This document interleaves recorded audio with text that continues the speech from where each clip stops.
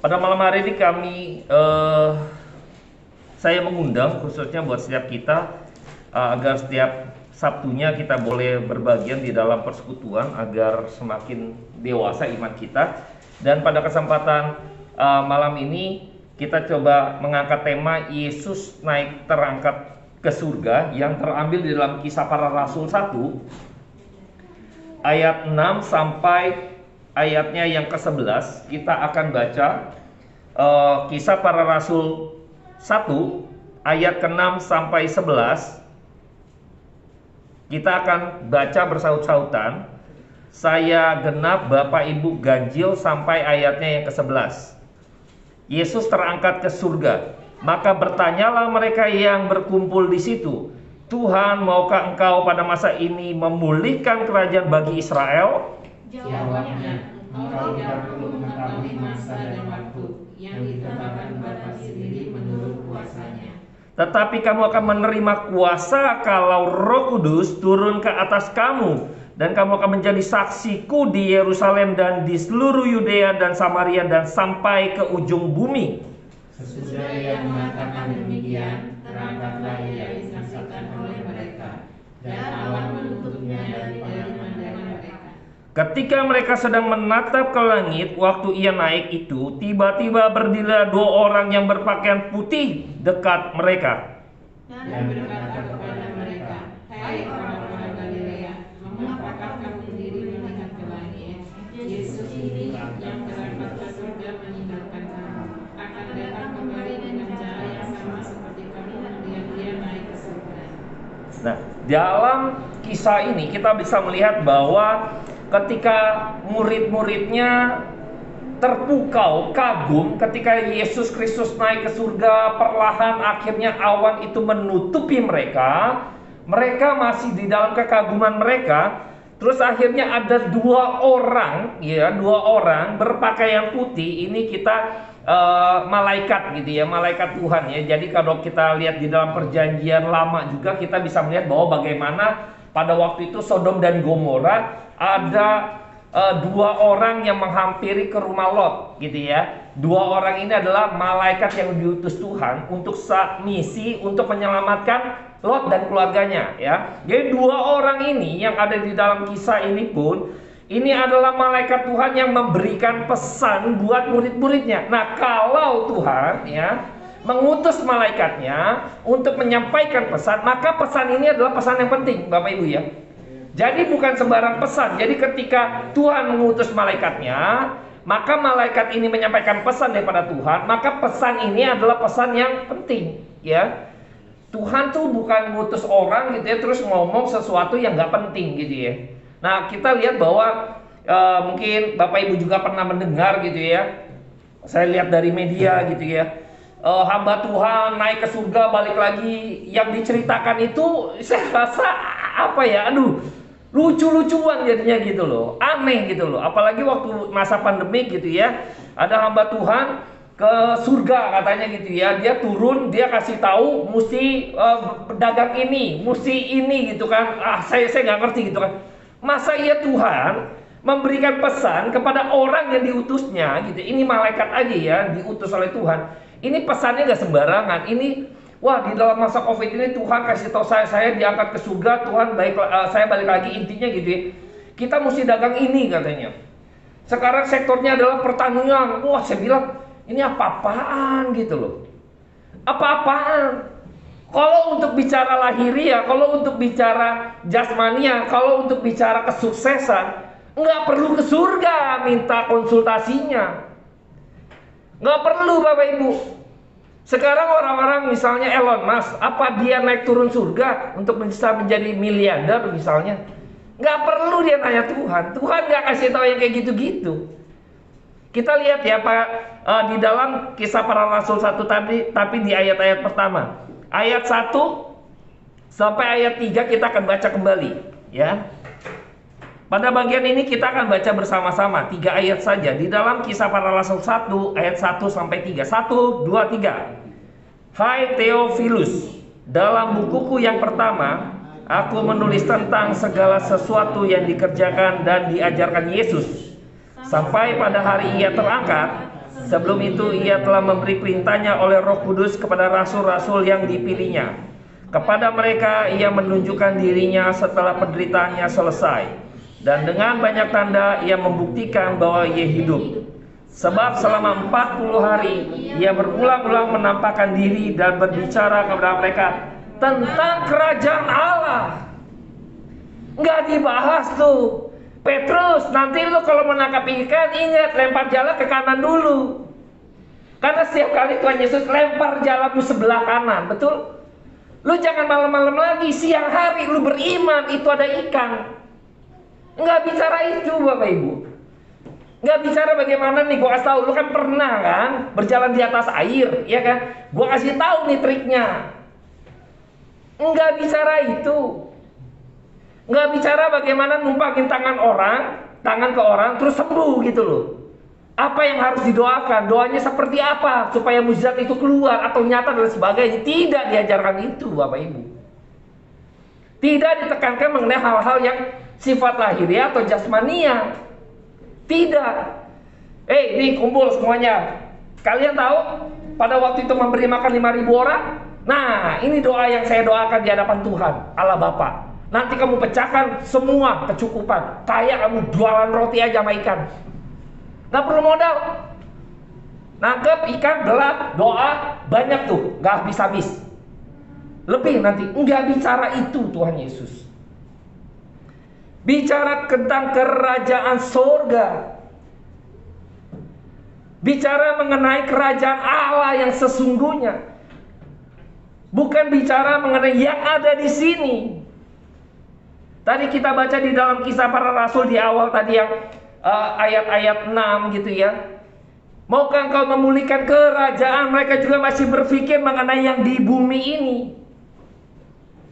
Padahal Kristus bukan raja dunia, bukan raja yang ada di sini, bukan kerajaannya ada di sana. Makanya nggak mudah Bapak Ibu.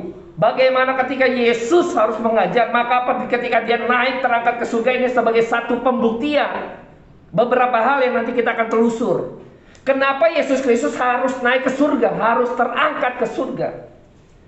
Kalau kita beriman kepada Kristus dan ternyata Yesus tidak naik ke surga atau tidak terangkat, maka sia-sialah iman kita sebagai orang percaya. Karena dia bukan berasal dari pada surga. Dia bukan berasal dari surga. Dia bukan berasal dari bumi ini. Dia berasal dari dunia ini. Sia-sia kita kalau kayak gitu caranya ya. Lalu mengapa ketika Tuhan Yesus harus terangkat ke surga, naik ke surga gitu ya? Ini mau memberikan pembuktian bahwa Kristus berasal dari surga. Dia yang dari atas sana, yang tempat tertinggi itu ada di surga. Kalau kita lihat di dalam perjanjian lama, ya, bagaimana Tuhan Allah Bapa gitu ya, oknum pertama daripada Allah, Tuhan Allah, menampakkan diri di atas gunung kepada Musa. Kalau kita lihat lagi di waktu di Abraham mempersembahkan korban Ishak itu di atas gunung. Selalu ada gunung gambarannya. Kenapa? Karena gunung adalah tempat tertinggi. Mau menggambarkan tempat tertinggi, di situ Allah tinggal. Tapi bukan tinggal di gunung. Ini hanya penggambaran saja bagaimana ketika itu bahwa Allah itu ada di tempat tertinggi. Maka ketika Yesus naik ke atas surga, mau memberikan pembuktian bahwa dia berasal dari tempat tertinggi. Dia yang memiliki kuasa itu. Waktu di dalam perjanjian lama kita melihat ada juga yang tidak ya mengalami kematian. Ada 2 orang ya, Henok sama Elia. Ya. Nah, saya coba bahas Elia sedikit saja. Di dalam 2 raja-raja pasal-pasal awal. Elia itu terangkat ke surga. Ya, terangkat ke surga. Loh, lebih hebat Elia dong, gitu ya. Elia juga nggak mengalami kematian. Tidak. Elia nggak mengalami kematian, gitu ya. Tuhan memberikan karunia kepada Elia diangkat ke surga. Tetapi yang lebih hebat tetapi Yesus. Mengapa? Karena Yesus mati dan dia bangkit. Ya. Elia tidak mengalami kematian gitu ya. Dia mendapat anugerah daripada Tuhan, dia naik ke surga, terangkat ya, dijemput gitu ya, kira-kira demikian. Ini hanya penggambaran saja waktu ring satunya gitu ya. Pada waktu itu ada Petrus, Yakobus, Yohanes sama-sama di atas gunung, lalu mereka berdoa diajak Tuhan Yesus, lalu muncul Elia sama Musa ya. Di atas gunung ada sosok Musa sama Elia. Lalu Petrus bilang, wah ini kita berikan korban deh. Untuk Musa satu, untuk Elia satu, untuk Tuhan Yesus satu. Tapi tiba-tiba menghilang. Ini penggambaran saja Bapak Ibu. Musa mewakili Taurat Tuhan, Elia mewakili kitab para nabi. Karena Elia melawan nabi-nabi palsu. Itu semua langsung fokusnya kembali kepada Kristus. Kristuslah yang dibicarakan oleh Musa, Kristuslah yang mengalahkan segala pengajaran yang sesat, nabi-nabi. Elia mewakili orang yang berseru mengenai, seperti Yohanes Pembaptis, mengenai siapkan jalan bagi Tuhan. Elia pun demikian, menantang nabi-nabi palsu. Kalau engkau memiliki Allah, ayo coba buktikan. Aku yang punya Allah, Allahku yang sejati. Berani bertarung dengan nabi-nabi palsu. Musa juga menulis mengenai Kristus. Sebelum-sebelumnya kita sudah pernah pelajari bahwa tidak tahukah kamu bahwa Taurat Musa menulis tentang aku. Musa menulis tentang aku, sekarang engkau justru menolak aku. Ini adalah pembuktian bahwa Tuhan naik ke surga karena dia berasal dari sana. Dan kedua, karena Tuhan Allah itu kudus ya. Jadi gak sembarangan orang bisa naik ke surga. Pada waktu perjanjian lama itu ada tatanannya kan, sebelum masuk ke ruang maha kudus. Gak setiap orang, jadi hanya kaum tertentu, yaitu imam. Jadi pada waktu imamnya pun mau masuk ke ruang maha kudus, dia mesti dikuduskan dulu. Kalau waktu dia masuk sembarangan, atau waktu dia katakanlah dia sudah menguduskan, lalu ketika masuk ternyata dia tidak kudus gitu ya, itu dia mati di dalam itu. Makanya kan harus ditarik gitu ya, tali ya, dibunyiin. Wah kalau bunyi, oh masih hidup gitu ya.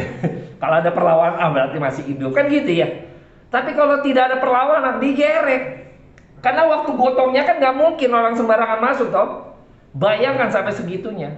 Jadi artinya ketika Yesus Kristus naik, maka kita mengetahui bahwa Yesus tidak ada satupun dosa atau celah di dalam kehidupan yang dia jalani. Kalau tidak berkenan di hadapan Tuhan. Dan dengan demikian maka kita mengetahui bahwa Yesus adalah korban yang sempurna. Karena korbannya ini berkenan di hadapan Tuhan, maka dia naik sama seperti Elia dijemput gitu ya, memiliki perkenanan di hadapan Tuhan. Saya bingung juga ya, saya orang hamba Tuhan bisa seperti begitu dekat naik turun, begitu rutin gitu ya, kayak punya golden ticket atau kayak punya green card gitu ya. Saya juga bingung, sesuci apa dia? Saya berpikir Bapak, bukan kita nggak dekatnya itu nggak gimana ya, bukan imajinatif gitu loh. Kadang seringkali waktu kita baca firman Tuhan, kalau kita merenungkan kembali firman Tuhan, kadang kita akan merasa hina Bapak Ibu. Kok bisa ya Tuhan saya bisa demikian diselamatkan? Kita malah jadi haru gitu loh. Sama seperti Petrus pada waktu dia awal-awal berjumpa dengan Kristus di dalam Lukas yang kemarin kita sudah pernah bahas di dalam Danau Tiberias ketika dia mencari ikan. Dia waktu nangkap ikan banyak langsung dia tersungkur di hadapan Tuhan. Pergilah daripadaku, karena apa? Kenapa diusir? Bukan masalah diusir dia takut, bukan, karena engkau kudus, engkau suci. Saya ini hina, pergi, aku binasa. Bayangkan ya. Pergi engkau daripadaku. Kenapa? Karena aku manusia berdosa. Sama seperti api ketika tisu Tisu tuh nggak mau deket api gitu loh, pasti kebakar, binasa. Demikian pun kita. Maka pada waktu itu Petrus mengetahui bahwa Engkau Tuhan, Engkau suci, Engkau kudus, pergi daripadaku sehingga aku jangan binasa. Karena seperti kebakar gitu loh. Tapi menarik Bapak Ibu ya, kenapa tidak demikian? Waktu di perjanjian baru kita nih, temu Tuhan tuh kita langsung bus, disambar hilang. Maka pada waktu Musa melihat Tuhan di dalam semak belukar yang menyala-nyala api itu, ya kan? Api itu membakar gitu ya, tapi tidak membakar daripada semak belukar tersebut. Tidak terbakar Bapak Ibu. Ya. Apinya yang menyala tapi tidak terbakar tuh. Terus dikatakan itu tanah kudus yang kamu injak. Jangan sembarangan. Bayangkan kita bisa melihat bahwa bagaimana kekudusan Tuhan. Saya lihat bahwa pada bagian ini kenapa kita Yesus ya berjumpa dengan Kristus kita nggak binasa, karena dia adalah perantara. Justru itulah tujuan dia. Akulah jalan, akulah kebenaran, akulah hidup. Inilah dia perantara itu. Maka ketika kita berjumpa dengan Kristus, kita tidak binasa melainkan memperoleh hidup di dalam dia. Kita nggak binasa. Makanya ini pembuktian bahwa Yesus Kristus terangkat ke surga sebagai bagian daripada dia adalah yang suci, yang kudus, berkenan di hadapan Allah Bapa. Pada waktu Tuhan Yesus dibaptis, inilah anakku, kepadanya aku berkenan. Ini mengkonfirmasi kembali ketika Kristus naik ke surga. Dengarkanlah dia. Jelas ya, bahwa bagaimana ketika kita melihat pada bagian ini bahwa betapa suci dan kudusnya Yesus di dalam kehidupan yang dia jalani kurang lebih 33,5 tahun. Tidak ada satu celah, tidak ada satu dosa yang akhirnya dia bisa didiskualifikasi sebagai seorang penyelamat.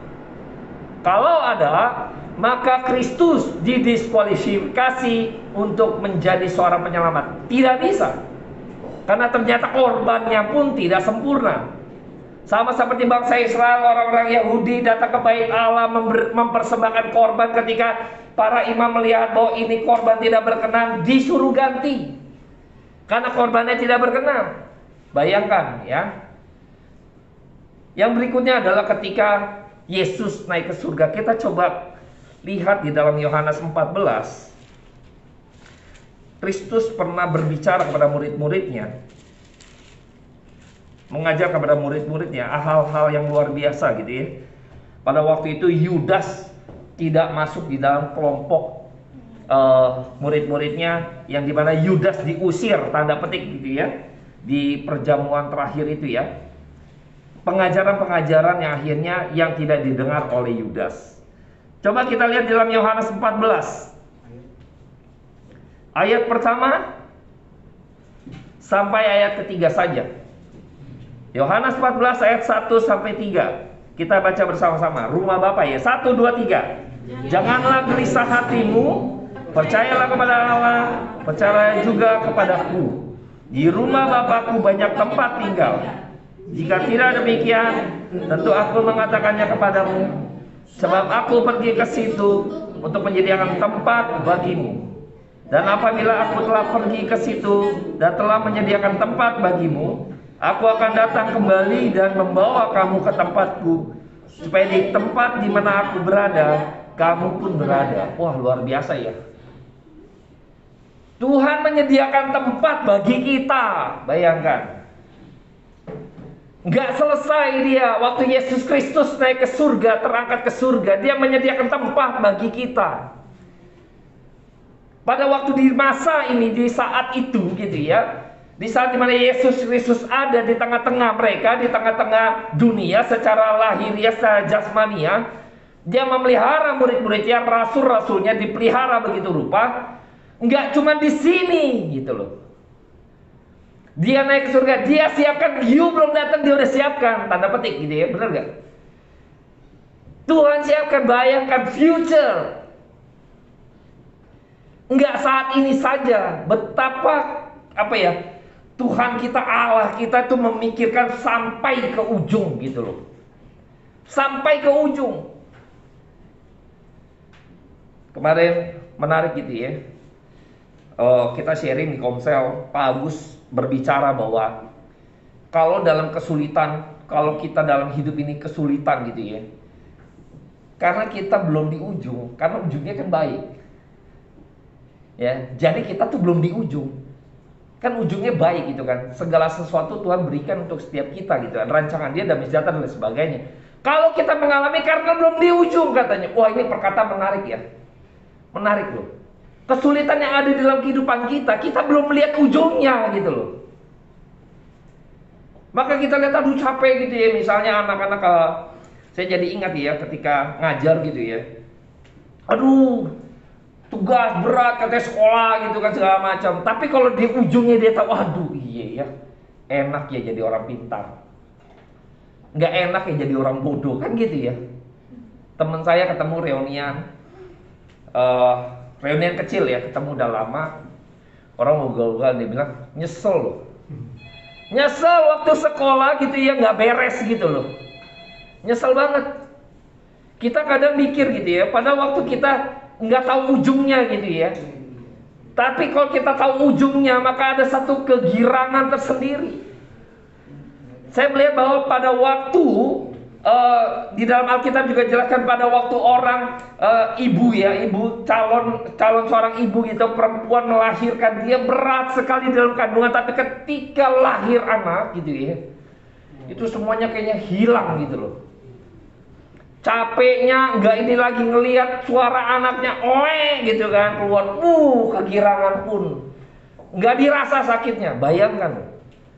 Tapi pada waktu menjalankannya kayaknya capek, susah, makan susah, gerak susah, apa susah gitu ya. Istri saya juga kalau disuruh ngelahirin nggak mau lagi, dia kapok. Lu aja yang lahirin katanya gitu ya. Kalau kita punya anak gitu, saya bilang lu aja yang lahirin. Dari situ kan tahu bahwa berat gitu ya. Kadang kita berpikir, tapi begitu sudah dengar suara anaknya gitu ya, semua hilang capeknya mereka, mendapat satu penghiburan. Maka di sini kita juga Tuhan hiburkan pada waktu di masa ada Kristus. Tuhan ingatkan dulu. Ini kejadian sebelum Yesus ditangkap, karena Tuhan Yesus tahu engkau akan dikocar-kacirkan, maka Tuhan ingatkan dulu, Tuhan ajarkan dulu. Di mana aku berada, engkau di situ juga berada. Maka ketika Yesus Kristus naik ke atas surga, maka kita tahu bahwa kita nanti kemana. Ini penghiburan Bapak Ibu. Makanya kan Yesus Kristus harus terangkat. Kalau enggak sia-sia kok. Sia-sia, sama saja. Yang berikutnya saya masuk. Sia-sia kenapa? Karena sama seperti Lazarus nanti. Bangkit juga kalau Lazarus. Lazarus bangkit loh. Iya kan? Bedanya sama Yesus apa kalau Yesus nggak naik? Sama aja kayak Lazarus. Justru karena Kristus naik ke surga, kita tahu Dia Tuhan. Yang lainnya bangkit mati. Bangkit mati. Kristus mati ya, bangkit naik. Bayangkan. Beda ya. Artinya dia memiliki kedaulatan penuh atas dirinya, atas hidup setiap manusia. Hidupnya ibaratnya dia adalah sang penghulu hidup. Dia jadi berhak untuk mengambil nyawanya gitu ya, kapan saja gitu loh. Karena dia sang penghulu hidup kok. Masa sang penghulu hidup kehilangan hidup? Tidak mungkin. Di sini kita bisa melihat bahwa Kristus adalah Tuhan yang hidup, nyata Dia. Ini bagian yang menarik yang akhirnya membuat kita harus sadar bahwa ketika Yesus naik ke surga gitu, kita bisa menyadari bahwa betapa bersukanya kita karena Tuhan menyediakan tempat buat kita, karena Tuhan melihat dan memelihara kehidupan setiap kita. Dia membangun kerajaannya yang di sana dan Dia libatkan kita untuk di sana di dalam kerajaannya. Maka kita yang ada di sini dalam kesulitan apapun, biarlah kita diingatkan untuk penghiburan ini. Di mana aku berada, kamu pun berada. Untuk kita stay pegang dengan Tuhan. Iman kita tetap di dalam Tuhan. Karena hidup ini bukan di sini Bapak Ibu ya.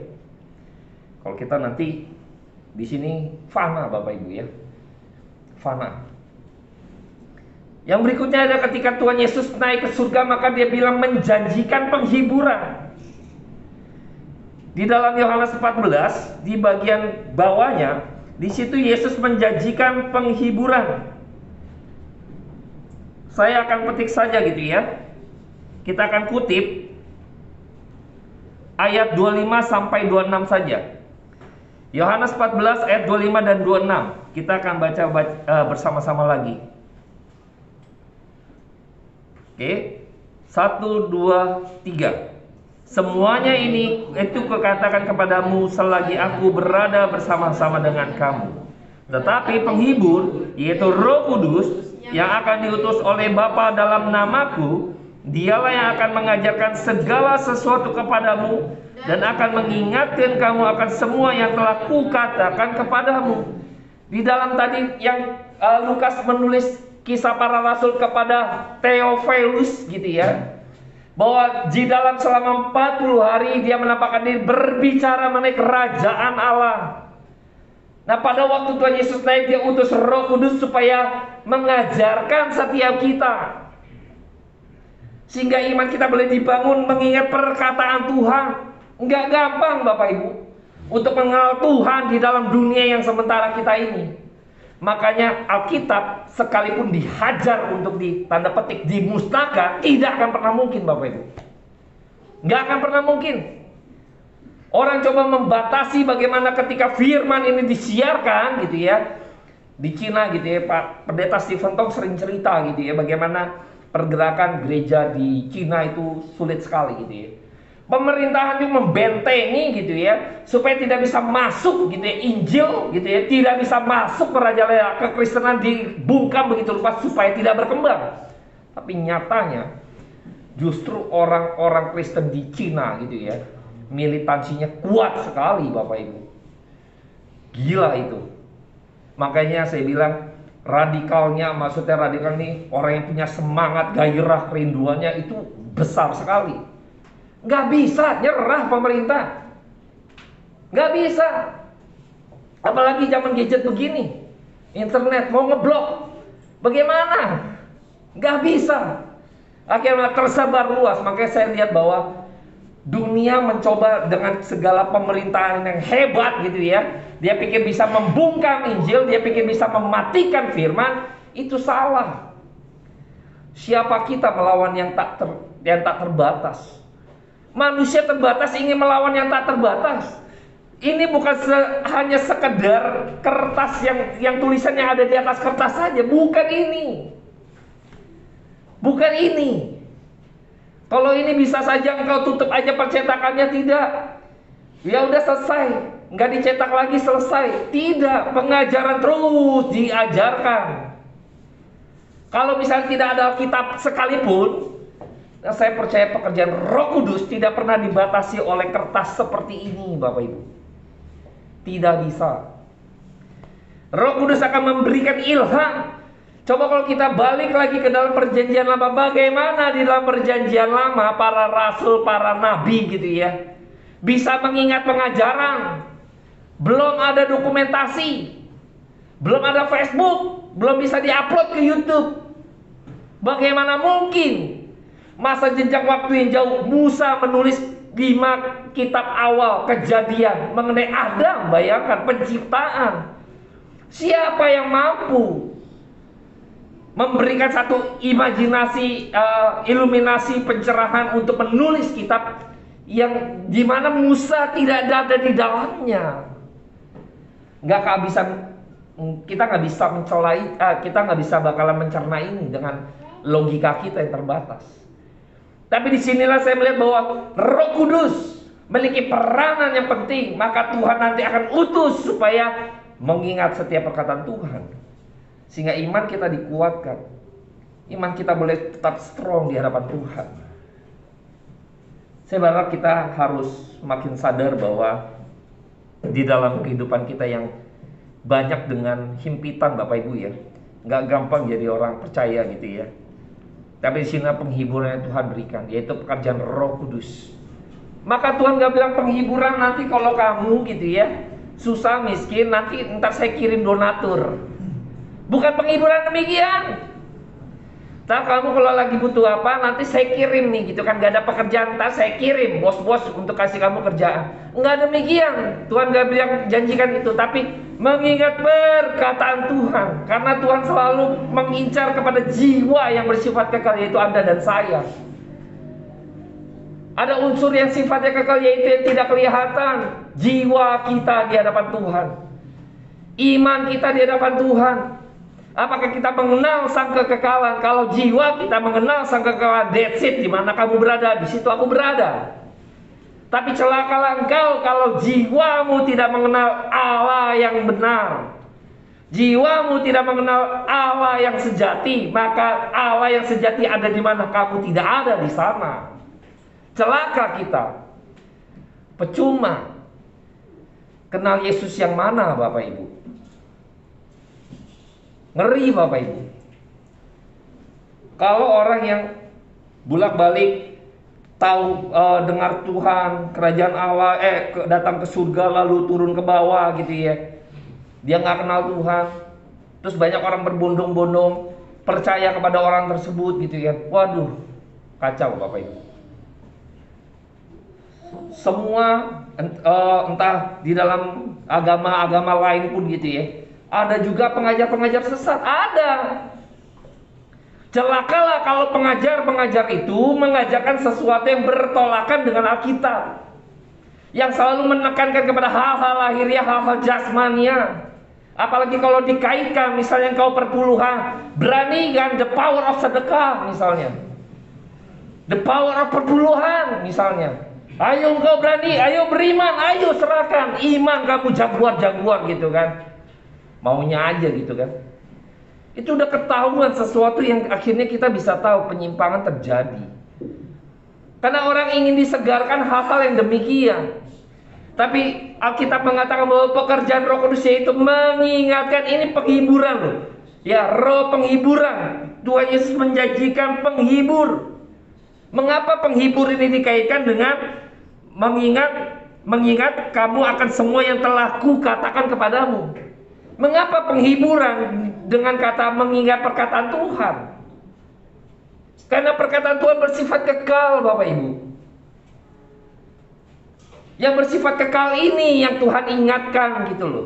Yang bersifat kekal ini yang menjadi penghiburan kita.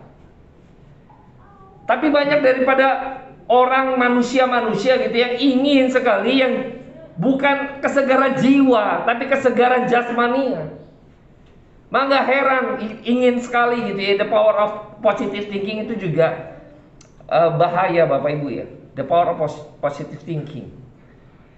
Jadi kalau misalnya Bapak Ibu positive thinking, terus juga ada buku The Secret gitu ya, itu kekuatan dalam pikiran kita, seolah-olah benar Bapak Ibu ya. Tapi ini bisa menjadikan Anda dan saya Tuhan. Kurang lebih gini Bapak Ibu, kalau Anda dan saya berpikir sesuatu yang baik, yang indah, pokoknya nanti akan terjadi. Apa yang kau pikirkan itu akan terjadi. Ya, kayaknya nggak ada yang salah gitu ya.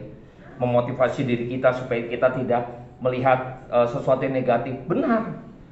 Tapi kalau bicara kebenaran firman Tuhan, nggak bisa begitu imannya. The power of positive thinking ini bisa menjadi dasar iman seseorang Bapak Ibu. Yakin karena pikirannya. Bahaya toh. Yakin karena pikirannya. Saya bisa, aku bisa, aku bisa. Akunya yang besar. Berbeda dengan Kristus. Berbeda dengan Injil. Injil gak bicara aku, tapi bicara Kristus adalah jalan, Kristus adalah kebenaran, Kristus adalah hidup. Bicara Kristusnya, bukan bicara manusianya. Tidak. Maka hati-hati Bapak Ibu. Maka kadang saya berpikir gitu ya, penghiburan dikaitkan dengan perkataan Allah, perkataan Tuhan Yesus. Inilah yang menjadi penghiburan kita. Ketika Anda dan saya mengerti perkataan Tuhan yang bersifat kekal itu, kita tahu dan kita kenal Allah yang kekal. Inilah penghiburan. Artinya di mana Tuhan berada, saya di sana ada. Jadi nggak worry Bapak Ibu. Kalau Bapak Ibu sampai hari ini tidak mengenal Kristus, maka engkau nanti tidak mungkin ada di mana Yesus ada, kamu ada. Nggak mungkin, Bapak Ibu. Di sini pun kamu nggak ngerti. Ada Injil pun, ada hamba Tuhan segala macam yang benar pun kamu tidak mau ikutin. Engkau berharap engkau akan berada di mana Tuhan Yesus berada. No, nggak mungkin ada. Tapi ini salah satu indikasi ketika Anda dan saya mengenal Tuhan, mengenal firman Tuhan. Engkau mati, engkau tahu engkau di mana. Ini indikasi aja Bapak Ibu ya. Bukan nubuatan.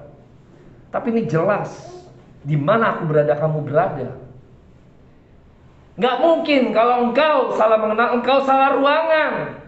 Nyala engkau sekalian pembuat kejahatan. Aku tidak mengenalmu. Bayangkan Bapak Ibu. Tuhan nggak kenal kamu. Akankah engkau berada di mana Yesus berada? Nggak mungkin. Kita harus sadar bahwa penghiburan itu Roh Kudus, ya, yang dijanjikan sama kita berkaitan dengan perkataan Tuhan yang bersifat kekal, mengingatkan engkau tentang sesuatu yang penting, yaitu apa? Injil, firman, perkataanku, supaya engkau ngerti.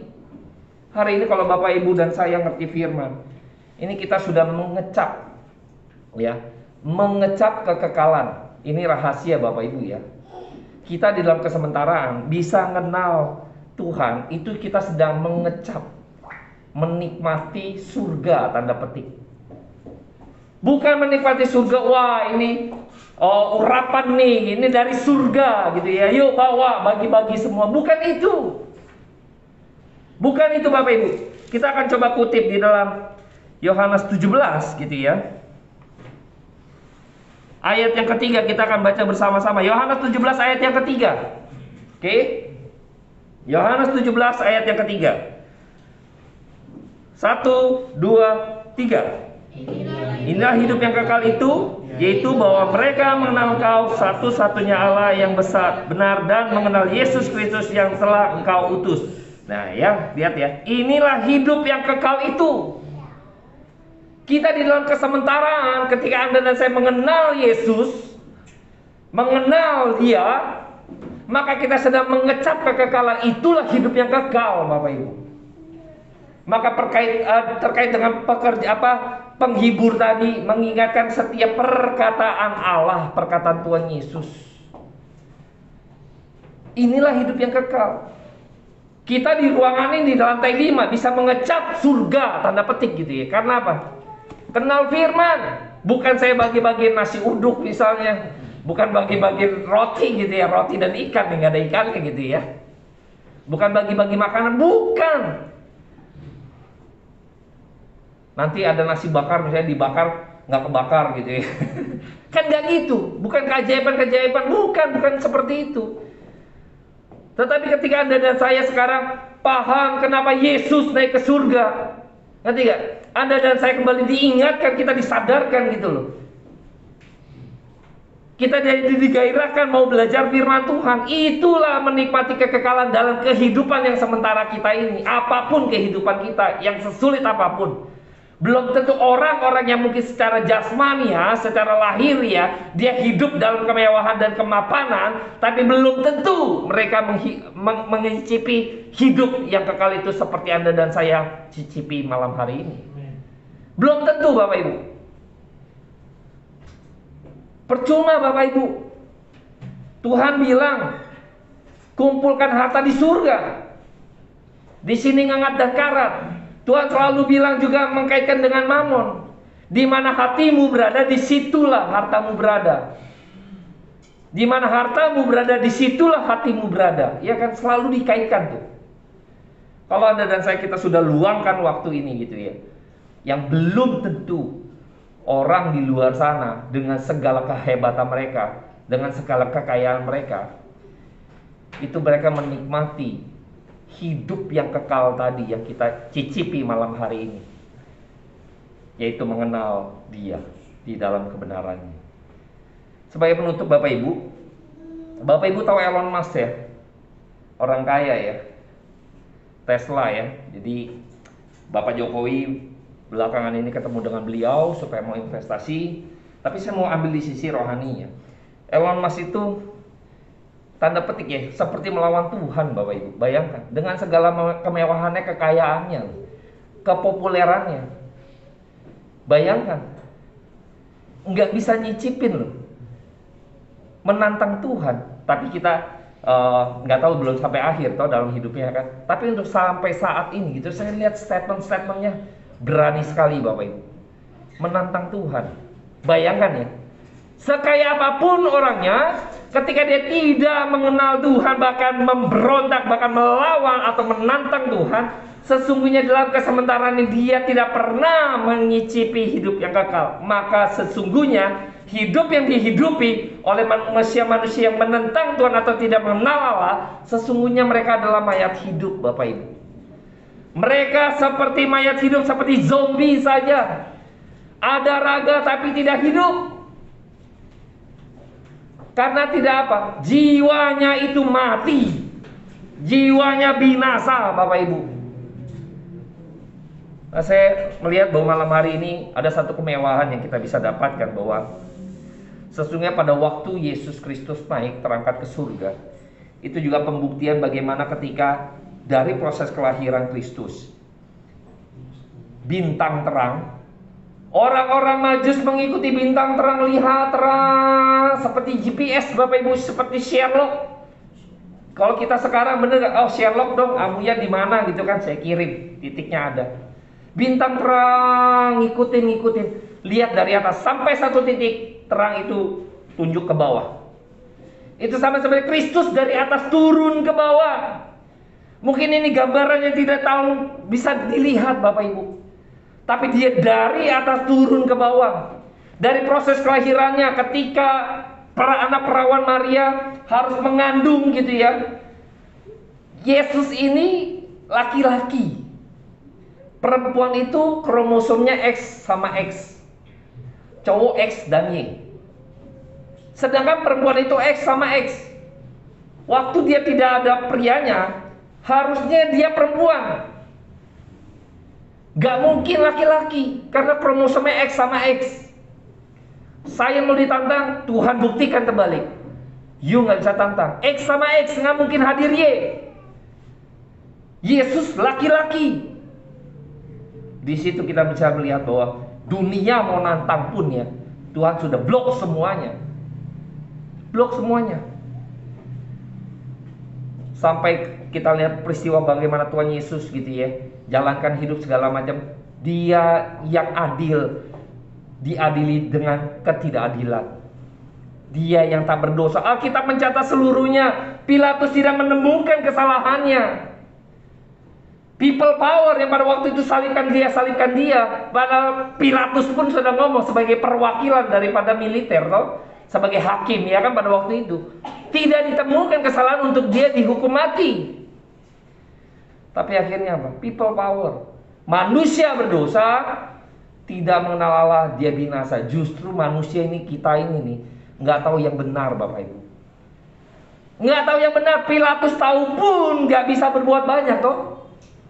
Tahu Tuhan Yesus dia bersama nggak bisa berbuat banyak toh. Nggak bisa, tidak ada yang mampu. Maka kenapa Yesus harus mati?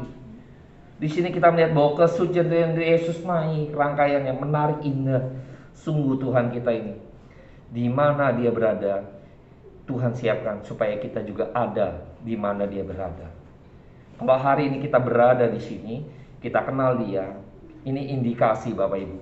Nanti suatu kali kita tidak ada, kita ada di mana Tuhan Yesus berada. Amin Bapak Ibu ya. Ayo mari kita berdoa. Bapa dalam surga, terima kasih buat malam hari ini. Kami mohon pimpinan daripada Tuhan agar kami boleh senantiasa selalu menyadari bahwa kehidupan kami yang sementara ini tidak ada apa-apanya Tuhan. Dan kami bersyukur karena kami bisa mengecap kekekalan di dalam kesementaraan. Ajar kami, bawa kami Roh Kudus untuk kami bisa terus diberikan kerinduan untuk kerinduan-kerinduan yang bersifat kekal, yaitu rindu bersekutu dengan Tuhan, belajar firman, mengenal Injil, mengenal Tuhan di dalam kebenarannya. Terus nantiasa Tuhan, iman kami boleh semakin dibawa kepada pengenalan akan Engkau ya Bapa. Pimpin kami Tuhan semuanya Tuhan pada malam hari ini. Kami serahkan semua ke dalam tangan Tuhan, ke dalam kuat kuasa daripada Tuhan. Di dalam nama Tuhan Yesus Kristus, kami berdoa dan syukur. Amin. Kita akan memberi yang terbaik Bapak Ibu. Kita siapkan hati kita. Saya minta Kojo untuk berdoa, boleh? Persembahan. Oh iya. Oke. Saya minta Bu Yuli ya, doa kolektor. Boleh Bu?